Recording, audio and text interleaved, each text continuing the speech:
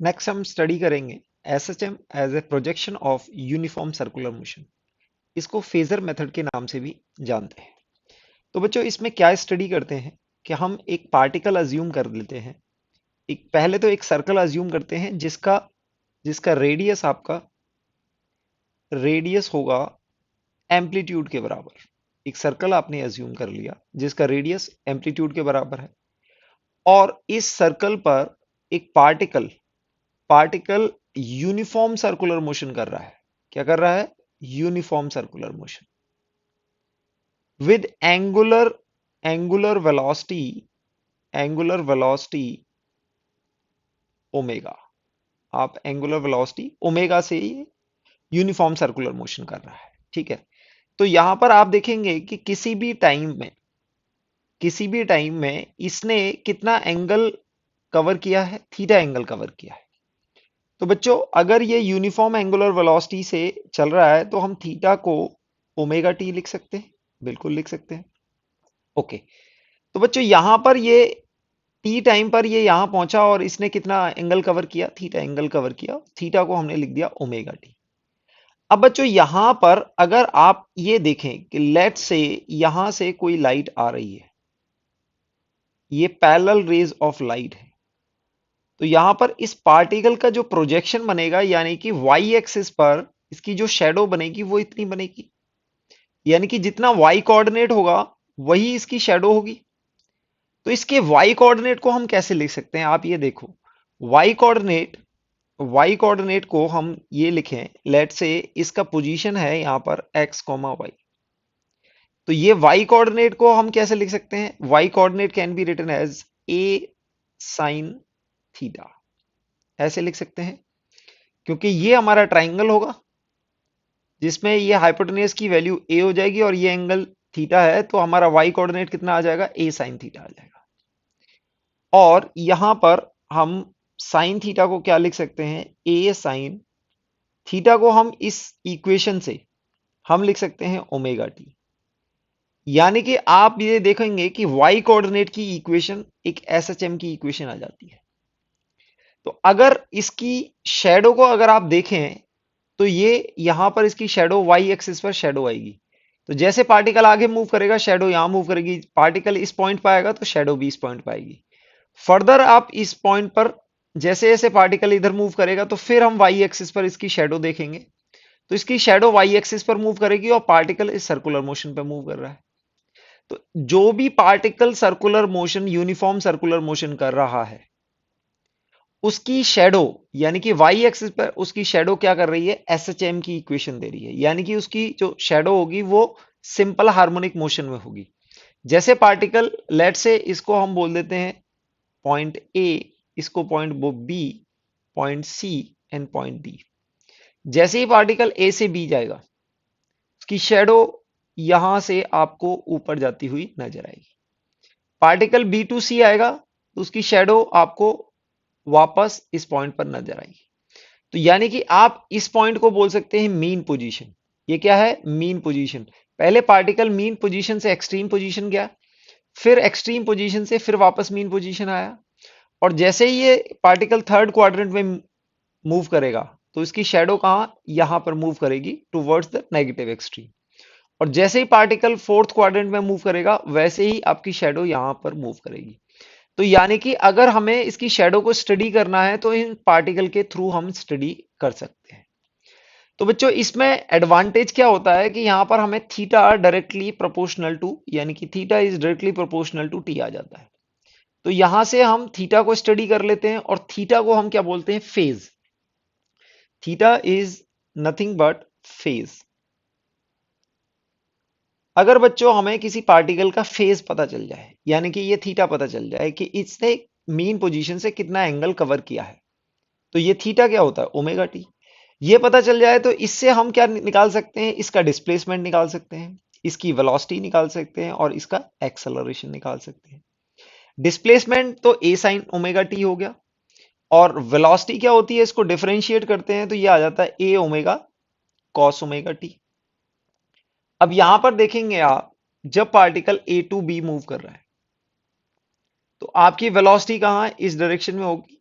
Towards positive direction, यानी कि extreme पर जा रहा होगा। जब particle B to C move करेगा तो आपकी वेलोसिटी टुवर्ड्स नेगेटिव एक्सट्रीम, यानी कि नेगेटिव डायरेक्शन में हो। अगेन आपका पार्टिकल जब सी टू डी जाएगा तो आपकी वेलोसिटी अगेन नेगेटिव डायरेक्शन में होगी, और पार्टिकल जब डी टू ए जाएगा तो आपकी वेलोसिटी पॉजिटिव डायरेक्शन में होगी। तो आप कह सकते हैं कि जब particle D to A to B move करेगा तो पार्टिकल की direction of velocity positive direction में होगी, और जब B to C to D move करेगा तो पार्टिकल की वेलोसिटी नेगेटिव डायरेक्शन में होगी। इस तरह से आप इसको देख सकते हैं। दूसरा बच्चों, अगर आप देखें कि तो हमने यहां पर जो इक्वेशन लिखी है वाई कोऑर्डिनेट की, वो लिखी है ए साइन ओमेगा टी। लेकिन बच्चों हमने ओरिजिनल इक्वेशन ऑफ एसएचएम कैसे पढ़ी थी? Y equals to A sine omega T plus phi, यानी कि हमारा फेज कांस्टेंट भी था। तो यानी कि इनिशियली अगर टी इक्वल्स टू जीरो रख दो तो आपका y क्या आ रहा था? y equals to A sine phi, ये आ रहा था। तो यानी कि आपका t इक्वल्स टू जीरो पर particle y equals to zero पर नहीं था। x बोल भी सकते हैं और y भी बोल सकते हैं। y क्या है? Displacement from the mean position. तो आपका पार्टिकल अगर मीन पोजीशन पर नहीं रहता है तो उसकी इक्वेशन कुछ इस तरह से आती है।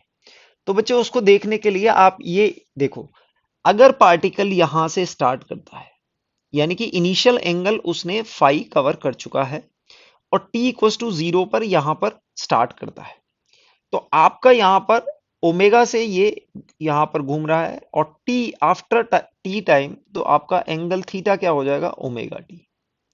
तो आप ये कंप्लीट एंगल अगर आप देखेंगे तो कंप्लीट एंगल आपका कितना हो जाएगा? Theta plus five. इसको बोलते हैं फेज। तो आपका फेज कितना हो जाएगा? Phase will be omega T plus five, ये आपका फेज हो जाएगा।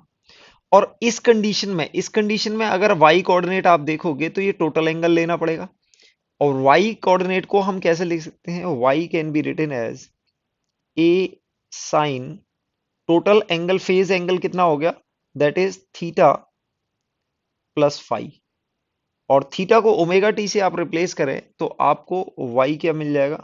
y equals to a sine omega T plus phi. तो बच्चों यहां पर हम देखते हैं कि एसएचएम के अंदर हमारा जो डिस्प्लेसमेंट है वो साइन फंक्शन में आता है। साइन फंक्शन में आता है तो इसको एनालिसिस करना इतना इजी नहीं होता है।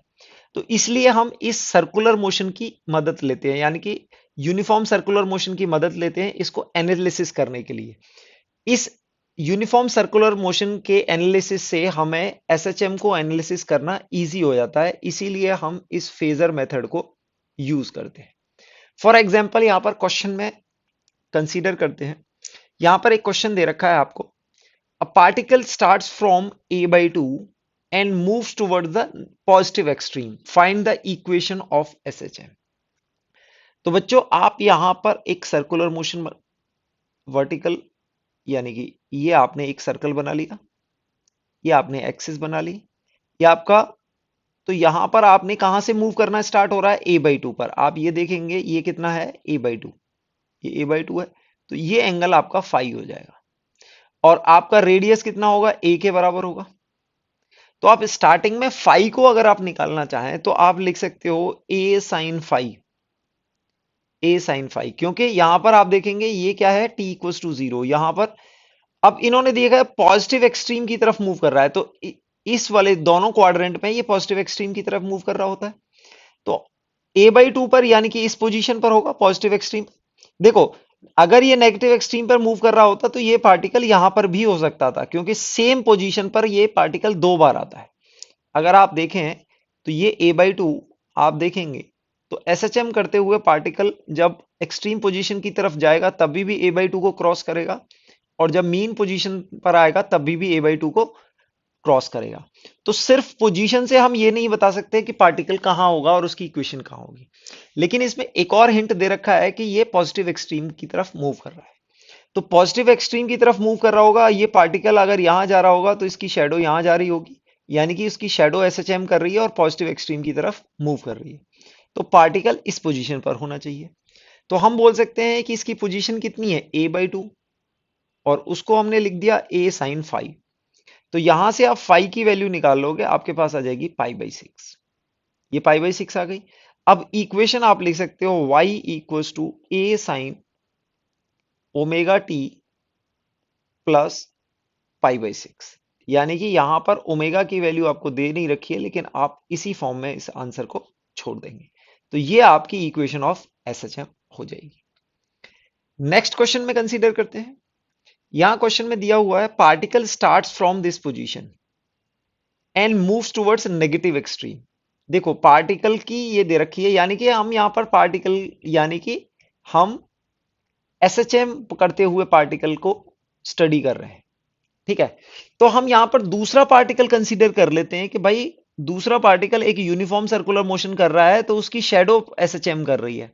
तो हम इस पार्टिकल को स्टडी करने के बजाय इस यूनिफॉर्म सर्कुलर मोशन करते हुए पार्टिकल को स्टडी कर लेते हैं।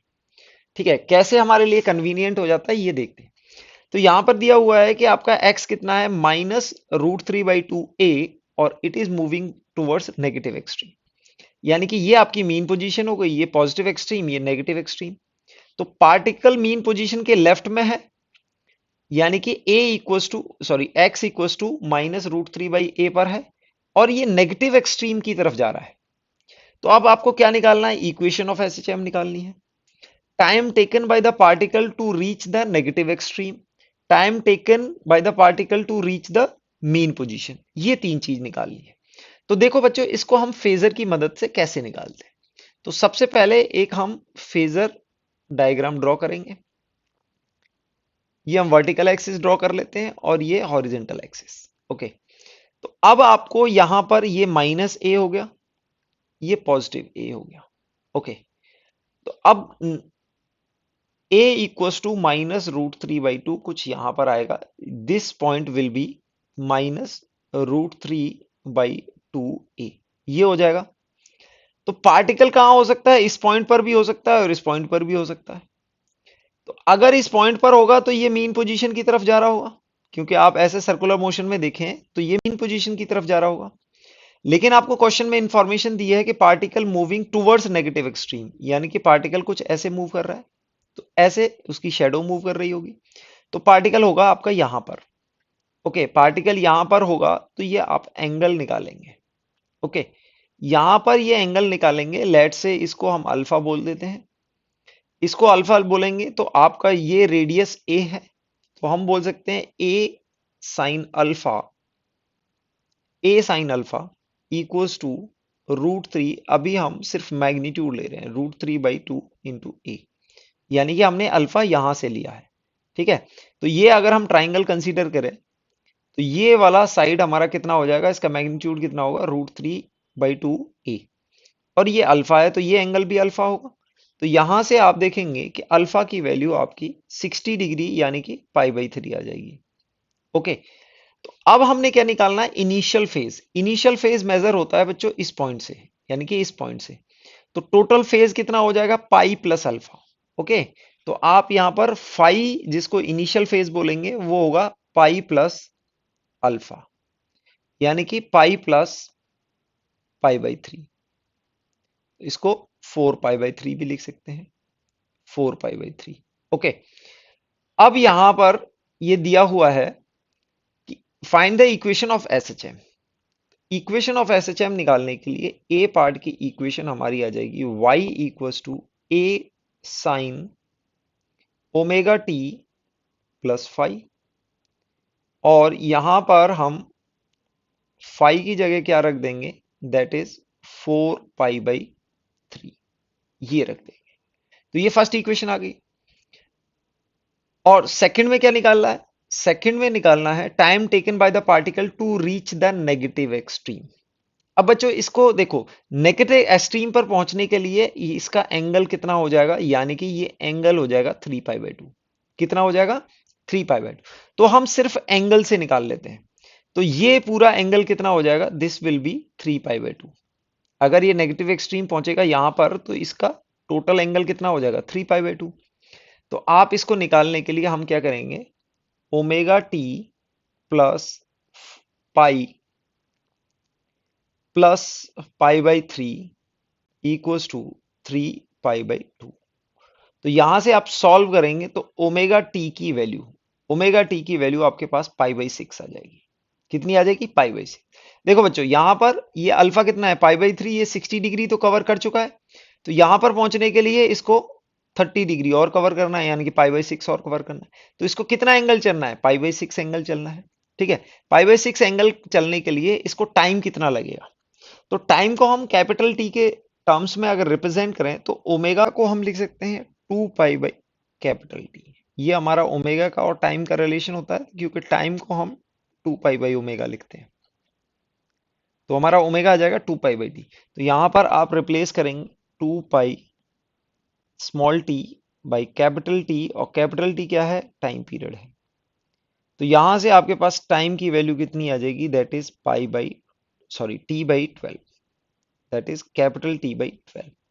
इतने टाइम में ये कहां पहुंच जाएगा? ये नेगेटिव एक्सट्रीम पर पहुंच जाएगा। ये नेगेटिव एक्सट्रीम पर पहुंच जाएगा। ओके, अब दूसरा नेक्स्ट पूछा हुआ है, time taken to reach the mean position. तो मीन पोजीशन पर ये पार्टिकल पहले नेगेटिव एक्सट्रीम पर जाएगा और फिर ये मीन पोजीशन पर आएगा। तो आप सिर्फ एंगल देख लें, यहां पर कितना एंगल है? This is 30 degree and this is 90 degree. तो टोटल हो जाएगा 120 डिग्री। तो इसको कितना टाइम ट्रेवल करना पड़ेगा? आप ऐसे भी देख सकते हैं। सी पार्ट को अगर आप देखेंगे तो हम लिख सकते हैं y equals to A sine omega T plus 4π/3। Okay, तो यहां पर आपको क्या करना है? यहां पर ये वैल्यू आपकी पहले मीन पोजीशन पर जाने पर ये वैल्यू हो जाएगी 2π, यानी कि omega T plus 4π/3 will be equals to 2π। तो आप ओमेगा टी की वैल्यू आपके पास आ जाएगी π/6 प्लस π/2, यानी कि 2π/3, यानी कि 120 डिग्री। ये 120 डिग्री के बराबर आ जाएगा 2π/3। और यहां पर ओमेगा को अपॉन 2π/कैपिटल टी इंटू स्मॉल टी 2π/3। अब ये रिप्लेस करेंगे तो टी की वैल्यू आपके पास कैपिटल T/3 ऐसे आपको आ जाएगा। तो आपको ये कैसे पता 2π होगा? ये फेजर से आपने सीधे निकाल लिया, क्योंकि ये पार्टिकल यहां पर है। अब मीन पोजीशन पर जाने के लिए इसको इतना एंगल ट्रेवल करना पड़ेगा। आप सिर्फ एंगल को देखेंगे, इस पोजीशन से स्टार्ट किया, ये एंगल 30 डिग्री और ये एंगल 90 डिग्री और है, तो मीन पोजीशन पर पहुंचने के लिए 120 डिग्री और ट्रेवल करना पड़ेगा, यानी कि ओमेगा टी की वैल्यू आपके पास 2π/3 होनी चाहिए। ओके, देखो आपको यहां पर 4π/3 दे रखा है, अगर 2π/3 और ऐड कर देते हैं तो ये हो जाएगा 6π/3, यानी कि 2π ये हो जाएगा। तो ओमेगा टी की वैल्यू आपके पास क्या आ जाएगी? ओमेगा टी की वैल्यू आपके पास क्या आ जाएगी? दैट इज 2π/3, इतनी होनी चाहिए। तो इससे आप इजिली टाइम निकाल सकते हैं। जैसे कि ये क्वेश्चन देखो, ये 1992 में पूछा गया है नीट के अंदर। क्वेश्चन में दिया हुआ है simple harmonic oscillator has an amplitude A, time period required to travel from x equals to a to a/2। यानी कि फिर आप इस फेजर के थ्रू देखेंगे, आप फेजर ड्रॉ करेंगे। आपको दिया हुआ है कहां से टाइम स्टार्ट करना है, that is x equals to a, यहां से स्टार्ट करना है, this is t equals to 0।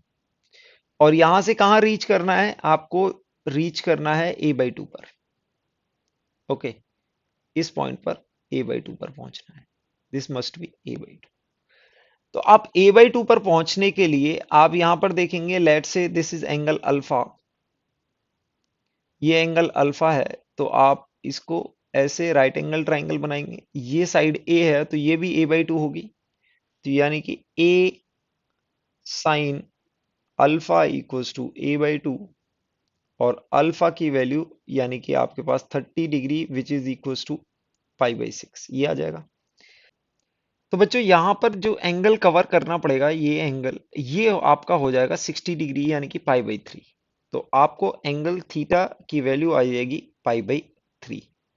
तो इसको हम लिख सकते हैं ओमेगा टी इक्वल्स टू π/3, ये एंगल है थीटा। और यहां पर अगेन आप ओमेगा को 2π/कैपिटल टी से रिप्लेस करेंगे इनटू स्मॉल इक्वल्स टू π/3। तो आपके पास टी की वैल्यू आ जाएगी कैपिटल टी बाई 6। तो आपका आंसर हो जाएगा यानी कि A T by capital T by 6। Next question देखो यहां पर बच्चों।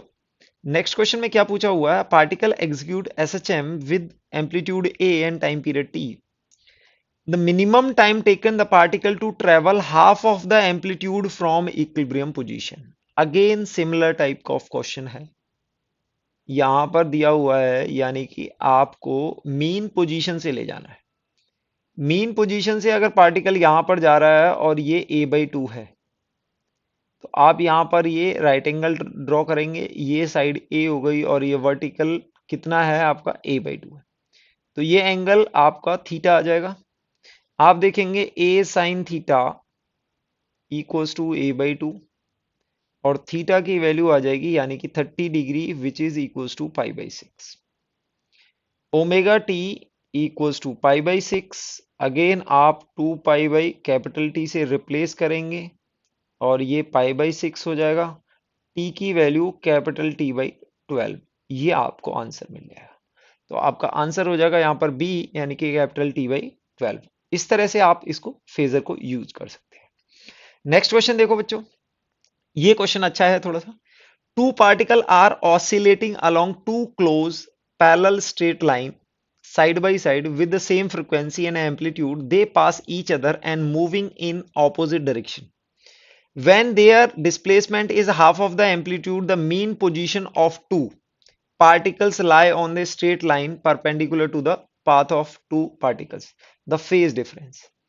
तो बच्चों इसमें कुछ नहीं दिया हुआ है, आपको दो पार्टिकल दिए हैं।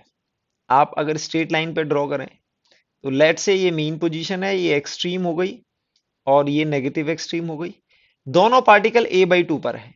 एक टूवर्ड्स द एक दूसरे को क्रॉस कर रहे हैं, एक टूवर्ड्स द मीन पोजीशन जा रहा है, एक away from the mean position जा रहा है। अब इन दोनों के बीच में आपको फेज डिफरेंस निकालना है। तो बच्चों ऐसे इसमें फेज डिफरेंस निकालना डिफिकल्ट हो जाता है। आप इसको फेजर पर ड्रॉ कर लें।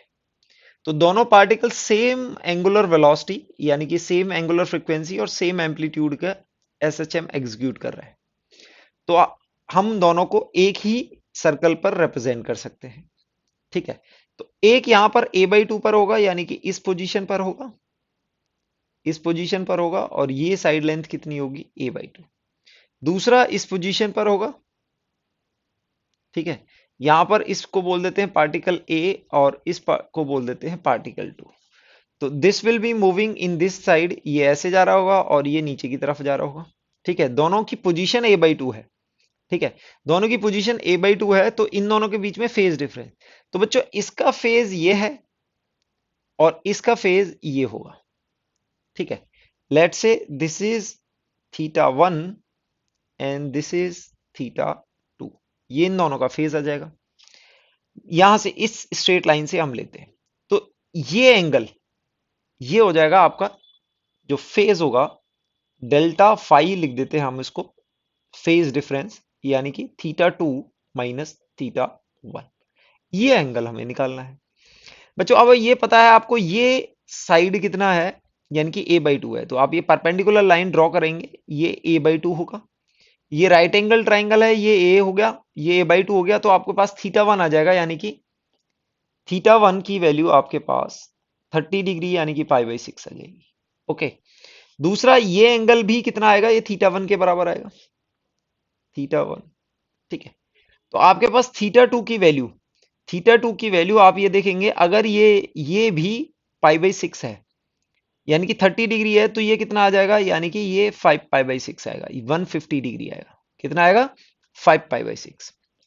θ2 की वैल्यू आपके पास हो जाएगी 5 π/6। ओके, यानी कि 150 डिग्री। क्योंकि आप देखेंगे ये 150 डिग्री प्लस 30 डिग्री 180 डिग्री हो जाएगा। ये दोनों सिमेट्रिक हैं, तो ये θ1 दिस इज θ1। तो θ2 की वैल्यू आपने यहां से निकाल ली। तो दोनों को माइनस करेंगे यानी कि 150 माइनस 30 यू विल गेट 120। तो डेल्टा फाई की वैल्यू आपके पास 120 डिग्री यानी कि 2π/3 ये वैल्यू आ जाएगी। तो दोनों का फेज डिफरेंस क्या हो जाएगा यानी कि 2π/3। नेक्स्ट बच्चों ये क्वेश्चन देखिए, कई बार हमें इस टाइप के क्वेश्चन और पूछ लिए जाते हैं। Out of the following function representing the motion of a particle which represent the SHM. बच्चों ये पूछ लिया जाता है कि कौन सी इक्वेशन एसएचएम की इक्वेशन है। तो इसमें एक तरीका तो ये है कि आप थोड़ा सा ट्रिग्नोमेट्रिक मैनिपुलेशन करके आप इसको एसएचएम की फॉर्म में ला सकते हैं। जैसे कि आपको चार ऑप्शन दिए हुए हैं। फर्स्ट ऑप्शन में देखेंगे कि y equals to sine omega t minus cos omega t. तो बच्चों इसको हम लाने का क्या तरीका होता है, यानी कि इसको 1 into 1 देख सकते हैं। यानी कि कभी भी आपके पास जैसे a sine omega t minus B cos omega t इस तरह का फंक्शन होता है, तो हम इसको लिख देते हैं root of A square plus B square sine omega T plus delta. ये आ जाता है हमारा हमेशा। तो आपका ये एम्पलीट्यूड हो जाता है। एम्पलीट्यूड क्या होता है? ए स्क्वायर प्लस बी स्क्वायर। इस तरह का फॉर्म हो जाता है। इसको ट्रिग्नोमेट्रिक मैनिपुलेशन से हम इसको कन्वर्ट कर सकते हैं। तो अगर आप इसको कन्वर्ट करेंगे तो ये हो जाएगा 1, यानी कि 1 स्क्वायर प्लस 1 स्क्वायर का रूट आपके पास ये हो जाएगा, that is √2 sign omega T plus something delta. ऐसे लिख सकते हैं। तो यानी कि इसका एम्पलीट्यूड हो जाएगा √2। और ये आपको एसएचएम की इक्वेशन दिख रही, डेफिनेटली ये एसएचएम की इक्वेशन है। First is the equation of SHM. Second में आप देखेंगे ये डायरेक्टली आपको एसएचएम की इक्वेशन दिखी हुई है, आप देख सकते हैं। Second is y equals to 5 cos 3π/4 minus 3 omega T.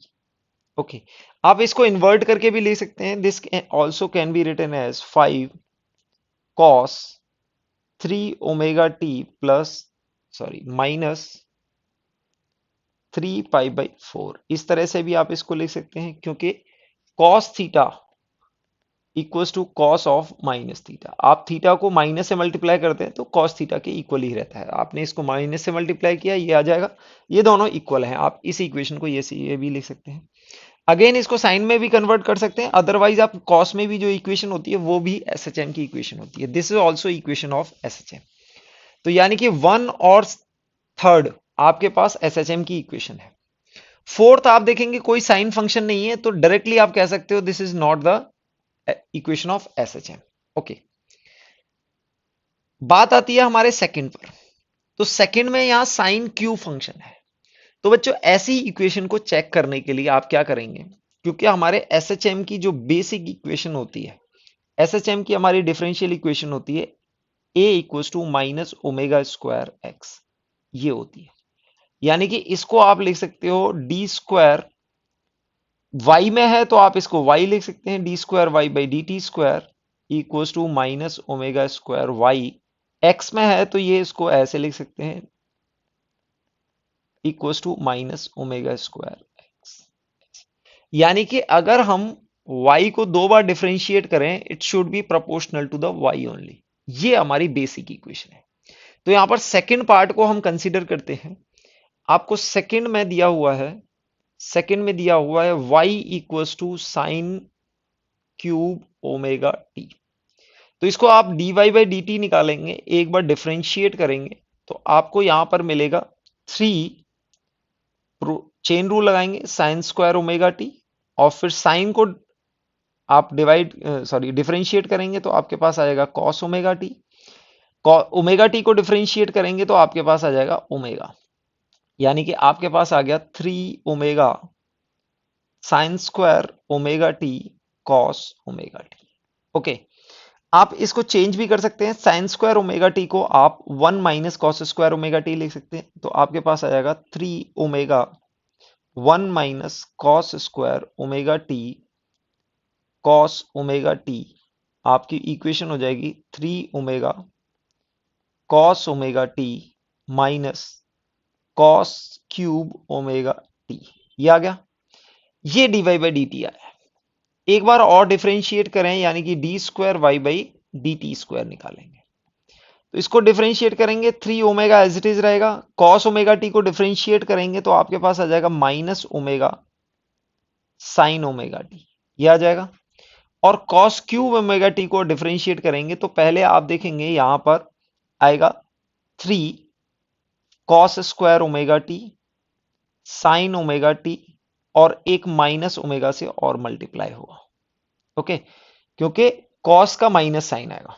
ठीक है, आप इसको सॉल्व करेंगे तो यानी कि ओमेगा को आप बाहर लेंगे तो आपके पास आ जाएगा ओमेगा स्क्वायर यानी कि माइनस साइन ओमेगा टी, और यहां पर आपके पास आ जाएगा यानी कि 3 + 3 sine square cos square omega t and sine omega t. आप इसको पूरा सॉल्व करेंगे तो d square y by d t square, यहां पर सॉल्व करेंगे तो ये आपके पास 3 omega square sine omega t को भी आप कॉमन ले सकते हैं, तो आपके पास यहां पर आएगा 3 cos² ओमेगा टी -1। तो बच्चों आप कहीं भी y क्या था आपका sin³ ओमेगा टी, तो ये y नहीं बनेगा, हमें क्या चाहिए y के प्रोपोर्शनल चाहिए, यानी कि कुछ constant multiply by y। D square y by d t square किसके प्रोपोर्शनल होता है, y के प्रोपोर्शनल होता है। तो आप यहां पर देखेंगे ये sin³ नहीं बन रहा है, तो यहां पर we can say d square y by d t square is not proportional to, it is not proportional to y, ये फुलफिल नहीं हो रही। तो सेकेंड इक्वेशन आपकी एसएचएम की नहीं होगी। तो आप देख सकते हैं सेकेंड और फोर्थ एसएचएम की इक्वेशन नहीं है, सिर्फ 1 and 3, ओनली 1 and 3, तो आपका आंसर हो जाएगा C, only 1 and 3 are the equation of SHM. Next question consider करते हैं। नेक्स्ट क्वेश्चन में दिया हुआ है displacement of a particle executing SHM is given as this, then amplitude of this oscillation. तो बच्चों इस तरह के क्वेश्चन में आप क्या करेंगे, A0 प्लस ए साइन ओमेगा टी। आप देखें यहां पर दो फंक्शन दे रखे हैं, एक कॉस फंक्शन दे रखा है, एक साइन फंक्शन दे रखा है, लेकिन दोनों की एंगुलर फ्रीक्वेंसी सेम है, ये ध्यान रखें। तो आप इसको मैनिपुलेट करके आप लिख सकते हैं A0, और इसको लिख सकते हैं A² + B² sine omega T plus some delta, ये आ जाएगा। अब ये आपको ये ऑसिलेट करेगा, यानी कि ये तो कांस्टेंट है और ये ऑसिलेट करेगा। आप इसको एलएचएस में भी ले आए तो y - A0 ये हो जाएगा, और इसको कुछ लिख देते हैं हम y prime equals to √A² + B² sine omega T plus delta. तो बच्चों इसमें जो एम्पलीट्यूड वेरी करेगा, ये तो कांस्टेंट है, एम्पलीट्यूड वेरी करेगा, ये करेगा। तो इसमें जो ऑसिलेट करता है, यानी कि ये देखो A0 तो जो कांस्टेंट होगा, A0 ये 0 के अबाउट नहीं जाएगा, A0 के अबाउट जाएगा, A0 के अबाउट प्लस माइनस होगा, तो यानी कि इसकी A0 वैल्यू तो रहेगी रहेगी। तो जो एम्पलीट्यूड ऑसिलेट करेगा वो ये रहेगा √A² + B²। तो इसीलिए आपका आंसर ये आ जाएगा C. Next is energy of SHM. तो एसएचएम के अंदर दो तरह की एनर्जी होती है बच्चों, एक होती है काइनेटिक एनर्जी और एक होती है पोटेंशियल एनर्जी। तो काइनेटिक एनर्जी बच्चों as you all know ½ mv² से होती है। तो पहले v का फंक्शन देख लेते हैं। देखो v अगर टाइम का फंक्शन लिखें तो क्या लिखेंगे, a omega cos omega T, और अगर उसको x का फंक्शन लिखें तो v is plus minus omega √A² - x²। तो काइनेटिक एनर्जी आप ½ mv² लिखने जाएंगे तो आप यहां पर टाइम का फंक्शन अगर डालें तो यहां पर v² को लिखेंगे A² ओमेगा² cos² ओमेगा टी, तो आपके पास काइनेटिक एनर्जी हो जाएगी ½ mv² यानी कि A² ओमेगा² cos² ओमेगा टी। ये आपके पास काइनेटिक एनर्जी हो गई है। तो आप इसको देखोगे ये आपको ये मिलेगा A² ओमेगा² बाई 2, और ये मिलेगी cos² ओमेगा टी। ठीक है, तो बच्चों आप ये देखेंगे हमेशा ये पॉजिटिव है, ये जीरो जाएगी और ये ऑसिलेट करेगी, तो इसका फंक्शन जो बनेगा, आप पहले ये देखें t इक्वस टू 0 पर ये वैल्यू 1 होगी, तो t इक्वस टू 0 पर ये मैक्सिमम से स्टार्ट करेगी, कुछ इस तरह का फंक्शन आएगा, कुछ इस तरह का फंक्शन आएगा।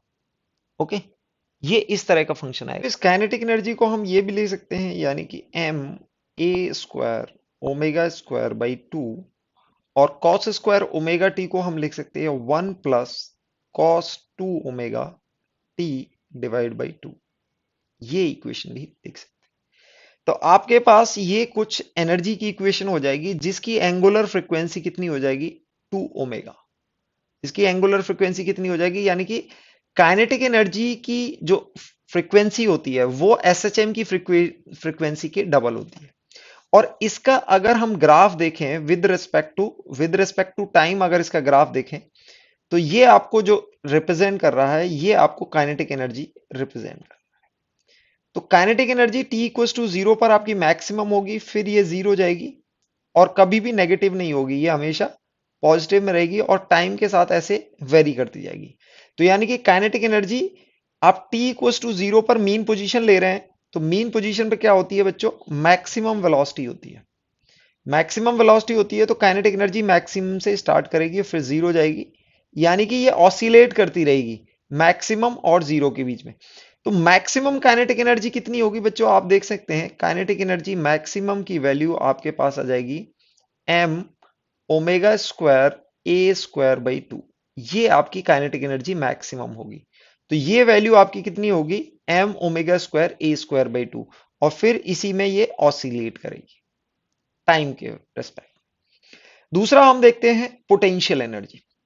पोटेंशियल एनर्जी देखो बच्चों, यहां पर हमने फोर्स लिखा था माइनस के एक्स, और potential energy is defined as d u is defined as minus f d x, यानी कि ये कंजर्वेटिव फोर्स होगी। आपको याद है conservative force, conservative force, okay. Conservative force में हम पोटेंशियल एनर्जी डिफाइन करते हैं। पोटेंशियल एनर्जी क्या हो जाएगी, माइनस एफ डी एक्स, इसको इंटीग्रेट करेंगे zero to do to x, आपकी पोटेंशियल एनर्जी आ जाएगी हाफ के एक्स स्क्वायर, ओके। और k क्या है, यहां पर जो x का कोफिशिएंट है वो आपका k है, तो आपकी पोटेंशियल एनर्जी आ गई के एक्स स्क्वायर, ओके। तो बच्चों हमने ये स्टडी किया था कि हमारा जो ओमेगा स्क्वायर है वो की वैल्यू है k बाई एम, तो आपके k की वैल्यू क्या आ जाएगी, m ओमेगा स्क्वायर भी k की वैल्यू आप लिख सकते हो, k की वैल्यू m ओमेगा स्क्वायर भी होती है। तो आप अगर इसको x को, क्योंकि x की वैल्यू टाइम का फंक्शन क्या है ओमेगा टी, इस तरह से हम x को टाइम का फंक्शन लिख सकते हैं। तो अगर x की वैल्यू यहां पर डालते हैं तो आपके पास आ जाएगी potential energy is k by two A square sine square omega T, और k की वैल्यू को m ओमेगा स्क्वायर लिखें तो आपकी पोटेंशियल एनर्जी कुछ इस तरह से आ जाएगी। तो बच्चों यहां पर आप इसको इस तरह से भी लिख सकते हैं, यानी कि m omega square a square by two, और यहां पर 1 - cos 2 omega T by two, इस तरह से भी लिख सकते हैं। तो ये आपका साइन स्क्वायर का फंक्शन बनेगा, और साइन स्क्वायर के पोटेंशियल एनर्जी को हम यहां पर ये ड्रॉ करें, ये आपकी जो ये आपकी क्या है, ये पोटेंशियल एनर्जी है। टी इक्वल टू जीरो पर जीरो से स्टार्ट होती है और इस तरह से जाती है। आप यहां पर देखेंगे maximum kinetic energy, sorry maximum potential energy की वैल्यू कितनी आएगी, M omega a square by two, which is equal to potential energy का मैक्सिमम। यानी कि अगर आप पोटेंशियल एनर्जी का मैक्सिमम लो या काइनेटिक एनर्जी का मैक्सिमम लो, वो दोनों सेम आते हैं, ओके। तीसरा हमने देखने वाली बात यह है कि टोटल मैकेनिकल एनर्जी को क्या स्टडी किया था हमने, काइनेटिक प्लस पोटेंशियल। तो ये हमारी काइनेटिक एनर्जी हो जाती है m omega square a square by two into cos square omega T. ये हमारी पोटेंशियल एनर्जी हो जाती है m omega square a square sine square omega T. दोनों को ऐड करेंगे तो ये साइन स्क्वायर कॉस स्क्वायर मिलके 1 हो जाएगा, यानी कि ये आपकी टोटल एनर्जी होगी। तो आप ये देखेंगे कि total energy is independent of time, independent of time, ये किसी भी टाइम पर यही रहेगी। यानी कि टोटल एनर्जी क्या होगी, m omega square a square, frequency पर डिपेंड कर रही है और एम्पलीट्यूड पर डिपेंड कर रही है, एंड विच इज कांस्टेंट। और ये कांस्टेंट भी है, और ये देखेंगे ये किसके बराबर है, ये मैक्सिमम काइनेटिक एनर्जी और पोटेंशियल एनर्जी के बराबर है। यानी कि जो मैक्सिमम काइनेटिक एनर्जी है और मैक्सिमम पोटेंशियल एनर्जी है वो टोटल एनर्जी के बराबर हैं। हम यहां पर अगर पोटेंशियल एनर्जी का ग्राफ देखें तो ये कुछ इस तरह से होगा। और बच्चों इन दोनों का सम अगर हम देखें, kinetic energy plus potential energy, दोनों का सम हमेशा कांस्टेंट रहेगा। तो आप एक चीज देख सकते हैं कि जब काइनेटिक एनर्जी मैक्सिमम है तो पोटेंशियल एनर्जी मिनिमम है, ठीक है, और काइनेटिक एनर्जी अब टोटल एनर्जी के बराबर हो चुकी है। यहां पर पोटेंशियल एनर्जी इंक्रीज होती है और काइनेटिक एनर्जी डिक्रीज होती है, दोनों का सम हमेशा कांस्टेंट रहेगा। तो जब पोटेंशियल एनर्जी मैक्सिमम होगी तब क्या होगा, काइनेटिक एनर्जी मिनिमम होगी, और maximum potential energy total energy के बराबर हो जाएगी और काइनेटिक एनर्जी की वैल्यू जीरो हो जाएगी। तो आप देखेंगे ये काइनेटिक एनर्जी, ये potential energy equals to total energy. तो जब काइनेटिक पोटेंशियल एनर्जी जीरो होगी तो काइनेटिक एनर्जी टोटल एनर्जी के बराबर हो जाएगी। दूसरा, जब काइनेटिक एनर्जी जीरो होगी तब पोटेंशियल एनर्जी टोटल एनर्जी के बराबर हो जाएगी। तो कुछ इस तरह से ये ऑसिलेट करती है। काइनेटिक एनर्जी पोटेंशियल एनर्जी में चेंज होती है और पोटेंशियल एनर्जी काइनेटिक एनर्जी में। तो देखो काइनेटिक एनर्जी डिक्रीज होगी उतनी ही पोटेंशियल एनर्जी इंक्रीज हो जाएगी। तो ये काइनेटिक एनर्जी जैसे ही जीरो होगी वो टोटल पूरी पूरी पोटेंशियल एनर्जी में कन्वर्ट हो जाएगी। तो ये क्या होता है कि काइनेटिक एनर्जी पोटेंशियल एनर्जी में और पोटेंशियल एनर्जी काइनेटिक एनर्जी में कन्वर्ट होती रहती है और दोनों का सम हमेशा कांस्टेंट रहता है। नेक्स्ट, अगर हम इसको एक्स का फंक्शन देखें, यानी कि काइनेटिक एनर्जी को हम लिख सकते हैं हाफ एम वी स्क्वायर, और v को हमने लिखा है v is equals to omega of A square minus x square का रूट। अगर इसका स्क्वायर करेंगे तो आपको मिल जाएगा omega square a square minus x square. तो ये हमारा वी स्क्वायर हो जाएगा, और इसको हाफ एम वी स्क्वायर लिखें तो ये इक्वेशन आ जाएगी m omega square a square minus x square. Potential energy को लिखें तो हाफ के एक्स स्क्वायर। ओके, और के को हम एम ओमेगा स्क्वायर से m omega square x square लिख सकते हैं। तो आपकी ये पोटेंशियल एनर्जी आ गई। एक्स के फंक्शन में अगर हम दोनों को ऐड करें, potential energy plus kinetic energy total mechanical energy होगी। ये हमारी काइनेटिक एनर्जी है m omega square a square minus x square, ये हमारी पोटेंशियल एनर्जी है। तो आप देखेंगे ये टर्म कैंसिल हो जाएगा, तो आपके पास टोटल एनर्जी आ जाएगी m omega square x square. ये एक्स का फंक्शन है, और एक्स के फंक्शन में यहां पर देखेंगे टोटल एनर्जी क्या है, कांस्टेंट है। तो एक्स के फंक्शन में इन दोनों का ग्राफ जो बनता है, तो आप इसको बोल सकते हैं this is plus a, this is minus a. ठीक है, तो ये आपकी पोटेंशियल एनर्जी होगी, एक्स इक्वल्स टू ये आपकी काइनेटिक एनर्जी होगी, और ये आपकी पोटेंशियल एनर्जी होगी। क्योंकि potential energy x equals to zero पर जीरो होती है और ए पर मैक्सिमम हो जाती है, यहां पर भी मैक्सिमम होगी। काइनेटिक एनर्जी जीरो पर मैक्सिमम होती है और प्लस ए और माइनस ए पर, यहां पर वेलोसिटी जीरो होती है और यहां पर काइनेटिक एनर्जी मिनिमम हो जाती है। तो इस तरह से ये काइनेटिक एनर्जी और पोटेंशियल एनर्जी वेरी करती है। फॉर एग्जाम्पल यहां पर एक क्वेश्चन देखते हैं। यहां पर क्या दिया हुआ है, a particle executing SHM have kinetic energy this. Kinetic energy की वैल्यू आपको दे रखी है, that is K naught cos square omega T. Then maximum value of potential energy and the total energy. तो देखो बच्चों, हमने ये लिखा है काइनेटिक एनर्जी की maximum value is equals to potential energy की maximum value which is equals to total energy. ये आपको पता होना चाहिए। तो यहां पर काइनेटिक एनर्जी की मैक्सिमम वैल्यू आप इसी इक्वेशन से देखेंगे तो ये कितनी होगी, के नॉट होगी। तो काइनेटिक एनर्जी की मैक्सिमम वैल्यू के नॉट होगी, और which is equals to total energy, ये क्या होगी, के नॉट। तो पोटेंशियल एनर्जी की मैक्सिमम वैल्यू भी के नॉट होगी और टोटल एनर्जी की वैल्यू भी के नॉट होगी। तो आंसर हो जाएगा आपका C. Next question, next question में क्या दिया हुआ है, potential energy of simple harmonic oscillator when the particle is half way from its end. Okay, यहां पर ये दिया हुआ है potential energy of simple harmonic oscillator when the particle is half way to its end. तो E आपको total energy दी हुई है, this is the total energy. Okay, ये क्वेश्चन में मेंशन नहीं है, बट हमें ई क्या लेना है, टोटल एनर्जी लेना है। पोटेंशियल एनर्जी बच्चों हम क्या लिखते हैं, दैट इज हाफ के एक्स स्क्वायर, ये हम लिखते हैं। और हमारी जो एनर्जी होगी वो होगी हमारी m omega square a square by two, ये होगी। और इसको आप के ए स्क्वायर बाई टू भी लिख सकते हैं। तो यानी कि ई की वैल्यू क्या होगी, K a square. But x की वैल्यू आपको दे रखी है, that is a by two, half way दे रखा है। तो हम इसको सॉल्व करेंगे, दैट इज हाफ के एक्स की वैल्यू क्या हो जाएगी, ए स्क्वायर बाई फोर। तो आपके पास ये आ जाएगी 1/4 ऑफ हाफ के ए स्क्वायर, और ये हाफ के ए स्क्वायर क्या है, ई की वैल्यू है, तो ये आपके पास आ जाएगी E/4। तो आपके पास आंसर हो जाएगा, यानी कि हाफ वे में इसकी एनर्जी क्या होगी, 1/4 होगी, दिस इज E/4। और वैसे भी आप देख सकते हैं potential energy is proportional to x square. अगर x की वैल्यू a/2 है, हाफ वे है, तो ये क्या होगी 1/4 होगी, स्क्वायर के प्रोपोर्शनल है। आंसर हो जाएगा आपका सी। नेक्स्ट क्वेश्चन बच्चों यहां पर दिया हुआ है, angular velocity and amplitude of a simple harmonic motion is omega and A respectively. The displacement x from the mean position of kinetic energy is t, mean position if its kinetic energy is t and the potential energy is v, then ratio of t and v। यानी कि हमें ratio निकालना है kinetic energy by potential energy का। तो बच्चों kinetic energy को आप क्या लिख सकते हो, that is half m omega square a square, यानी कि small a square minus x square. Potential energy को आप क्या लिख सकते हो, हाफ m ओमेगा स्क्वायर, ये के की वैल्यू है, और एक्स स्क्वायर ये लिख सकते हैं। दोनों का रेशियो आपके पास आ जाएगा a square minus x square by x square, ये आपके पास रेशियो आ जाएगा। तो kinetic energy by potential energy का जो रेशियो है वो ये आ जाएगा a square minus x square by x square. तो आपका आंसर हो जाएगा सी।